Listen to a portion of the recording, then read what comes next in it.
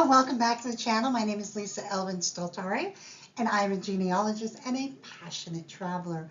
Over the last 4 years or so, I have been researching les filles du roi, and finally I came to les filles mariées, which is what we're doing today. Les filles mariées are really the founding grandmothers of Quebec, and they really tell an epic story of real bravery and coming to a place that was really very primitive and completely, I mean, some of them came before Montreal was even a city.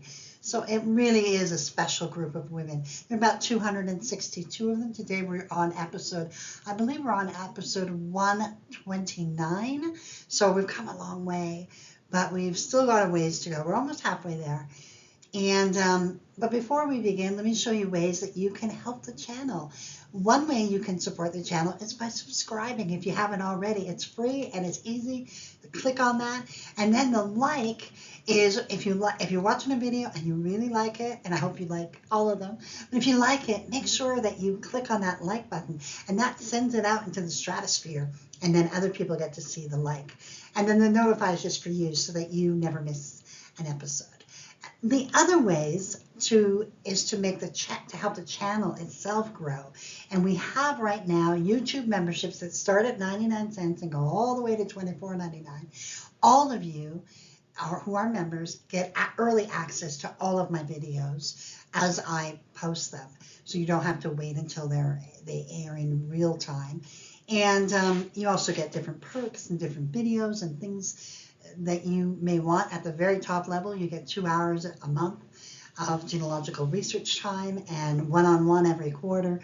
And so there's something to be said depending on your needs. So I appreciate all of you who have joined thus far. And also, don't forget, we also have this little thing called the super thanks. So if you really like a video and you're not a member or anything, but you like that video and you're like, oh, I want to show her some love. So that's another way of doing it. And it really warms my heart when I get a notice that says someone super thanked you. So thank you to all of you. And so now let's get on with the show and see and find out about our next fille mariée. Les Filles Mariées, episode 129, Jeanne Pelletier. Let's have a look at Jeanne's life. She comes to us from a viewer request. I did not have her in my files, but she is the part 2 of the story we started last week. Jeanne was born in 1638 in Paris, France. Her parents were Simon Pelletier and Marie Large.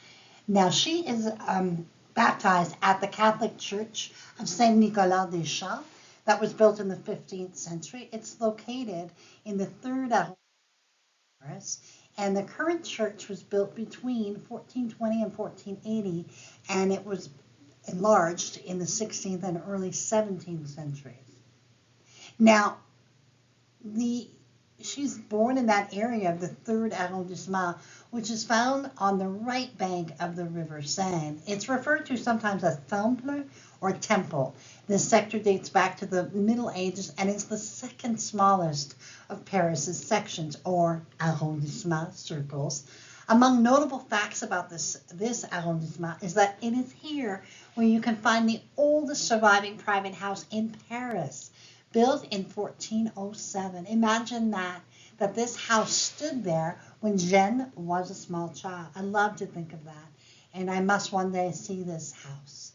There's also an ancient Jewish quartier or quartier, which dates back from the 13th century and is an important part of the Jewish history of Paris. Jeanne would arrive in New France after her father's death in 1661, and we would assume that she would come in the summer, and by September she had picked out a husband. Let's see who she picked. Now, those of you who were with me last week, you know this stuff, but I'm just going to repeat it for the new viewers. Claude Charlin de Francœur, the groom. Francœur means open heart or honest heart. And he was born in 1627. Some sources have it as early as 1620. He was born in Châteauroux in France, which is found in the Centre Val de Loire region that you can see circled. And inside of that region, we find him in the Département of Indre. His parents were Jean Charlin and Catherine Mabille. Now, of course, Châteauroux is a very historic town, and it was actually named after the Château Raoul, a medieval fortress built in the 10th century by Raoul le Large. By the 17th century, around the time that we really are concerned about, knowing the history, Châteauroux was a modest but important local center for agriculture and small-scale commerce. It wasn't a major city like Paris or Orléans, but it had a growing reputation for its farmland. Many settlers to New France came from rural towns just like Châteauroux, so they brought with them this kind of, ethic, this work ethic, that sort of thing. The church that Claude would have been baptized in was called l'Église Saint-Christophe, and you see it right there. By the 17th century, the parish of Saint Christophe still existed, but it was beginning to be overshadowed by the Saint André's church. But this is absolutely, and you can see remnants of the church, of the castle right here in the middle of your screen as well.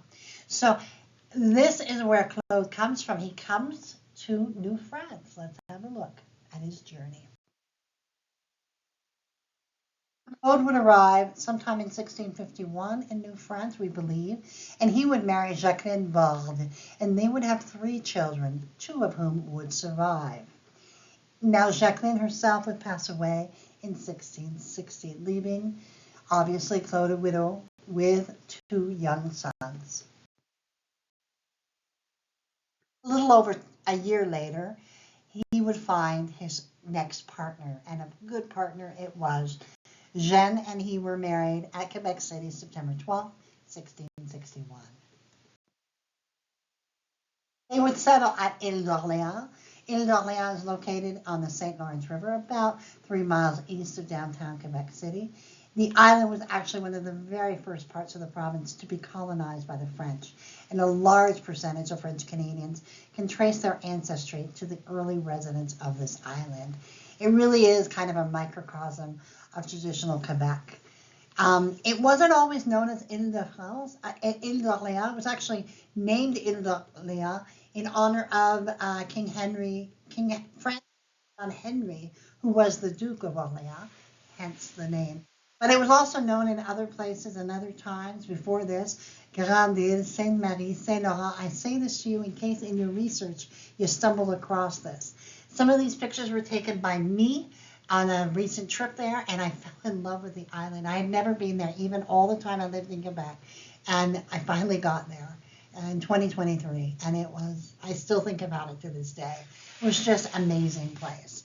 Now, the 1666 census tells us that Claude and Jeanne, now, I don't know who Noel is. I really don't know, but it is what it is. Now we have, I think it is probably Le Fils, and they misspelled it, so it's Noel. But where the other one is, I don't know. In the 1667 census, we find Claude and Jeanne, Noel, Denis, that's correct, Jean, Anne, and Marie, and Michel. And then we have 6 arpents, about 4 acres of land. I just want to draw your attention to the middle of this PowerPoint because it's very, very important that you know that each part of the island has its own unique church, parish records, all of that. It starts off in Saint Famille, but many families would go on to be Saint Francois or Saint Jean. We have Saint Laurent, Saint Pierre, and to a lesser extent, Saint Petronille. And when you do the island tour, you're literally going to go from church to church almost. But the big one, of course, is Saint Famille. They would go on to have 10 children. Jean would marry Anne Paris de Paris. Anne was the natural child of Claire Françoise Paris, who we profiled in episode 50 of Filles Mariées, and I've posted the link. Anne would marry René Baucher du Sans Souci and have 4 children, all of whom went to adulthood before her early death at 29. Marie would marry Jacques Gendron and would have 11 children, 6 of whom left descendants. Michel married Pierre Paris and had 2 children, both of whom survived. Marie married Pierre Paquet and had 1 child, who did survive before Pierre's early death at 32. Gabrielle would marry Marguerite Drouin and have 11 children, 3 of whom survived. Claude would pass away after the 1681 census. Joseph would marry Marie-Angélique Arbour and have 8 children, 7 of whom made it to adulthood. Louise would have a natural child with an unknown father who did not survive, and she did not marry. Geneviève would marry Louis Bleutot, whose mother was Claire Françoise Paris. This is Louis's half-sister Anne had married Geneviève's brother. How's that for complicated? And they had 5 children, 4 of whom made it to adulthood. In the 1681 census, we have Claude, and then we have Jeanne, then we have his first 2 sons, Noël and Denis, followed by Marie, Jeanne, Michel, Marie, Gabrielle, Claude, Joseph, Louis, Geneviève. They have 1 gun, 7 bêtes à cornes, that's 7 goats, or 7 horned animals. 20 hectares valeur is about 16 acres of land, almost 17. We have a death record for Claude, so we know that he dies at the age of 78. He and Jeanne would have been married 40 years. We don't have a death record for Jeanne, but sources put the time between just before he died, Claude, 1702 and 1708, between 64 and 70 years of age. And she would leave us with an astonishing number of descendants, 118 descendants as of 1729. So that is a wonderful gift that she gave us. I suspect that she died shortly after Claude did. That's just my feeling. And so we say goodbye to Jeanne. Now, I really enjoyed telling the 2-parters because obviously the first part of with the fille à marier, Jacqueline, obviously her story was very tragic, but then the happy ending that Claude would receive by his second wife, Jeanne, and he would grow a new family, and also they would encompass his first 2 sons. And so that was to me a happy ending, and they lived a nice long life together. And that's kind of what you hope for, right? It was definitely a happy ending. So I'm very, very happy for Jeanne, and I'm so grateful that she made that leap of faith and came to New France and was able truly to help Claude find his next love and be able to be there for him as his partner. So with that, I also want to say thank you to my patrons, supporters, and subscribers. You truly are so special to me. I can't thank you enough for all that you have done for me in the last 4 years since I started this channel. Appreciate your support so much. And with that being said, I'll see you on the next episode of Les Filles Mariées. Until then, au revoir.